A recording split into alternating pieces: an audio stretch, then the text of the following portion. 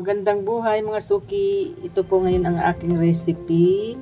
Ayan, dilis po siya na mas maliliit pa sa dilis. Ang tawag po nito sa amin ay tabyos. Ayan, samahan niyo ako mga suki sa aking pagluluto. Simulan na natin. Ang una nating ilalagay ang gata ng niyog.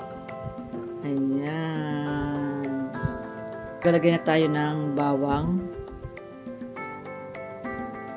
Sunod natin ang paminta.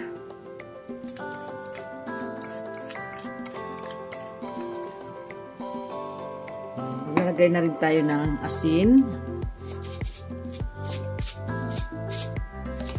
Yan. Ilalagay na rin natin ang kamatis. Yan, maraming kamatis. Haluin lang muna natin siya. Ayan, medyo kumukulo-kulo na siya mga suki. Pwede na natin ilagay yung ating gulay. Ayan, sigarilyas. Ayan, lagay na natin siya. Mas masarap siya kapag may gulay.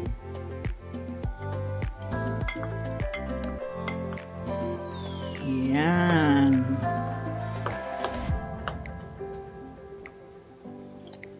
Ihuhuli natin yung ating dilis or ang ating tabyos. Dahil madali lang po siya maluto, kaya unahin muna natin yung ating sigarilyas.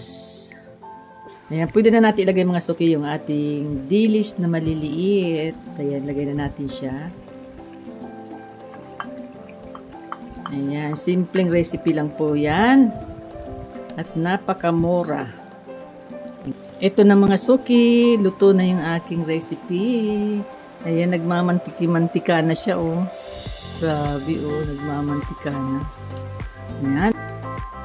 Ayan, ahunin na natin siya.